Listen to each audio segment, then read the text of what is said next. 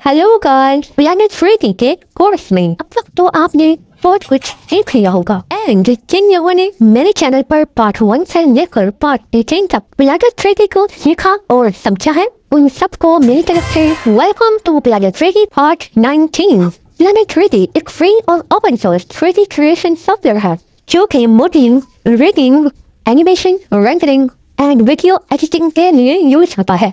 इसमें एक robust feature set है जो कि 3D मॉडलिंग, स्कल्पटिंग और रेंडरिंग के लिए यूज किया जा सकता है। ये सॉफ्टवेयर खास तौर पर 3D ग्राफिक्स, एनिमेशन और वीडियो गेम डेवलपमेंट के लिए इस्तेमाल किया जाता है। प्लैनेट थ्री की कुछ नोटेबल फीचर्स ये है। Number 1, 3D modelling. Planet three में आप 3D ऑब्जेक्ट्स और कैरेक्टर्स को क्रिएट और एडिट कर सकते हैं। इसमें एक्सट्रूजन, सब्डिविजन और स्कल्पटिंग टूल्स हैं जो कि कॉम्प्लेक्स शेप्स और डिजाइन्स को क्रिएट करने में मदद करते हैं।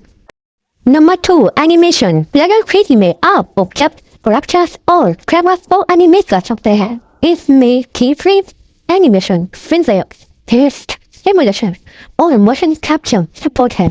Number 3, rendering.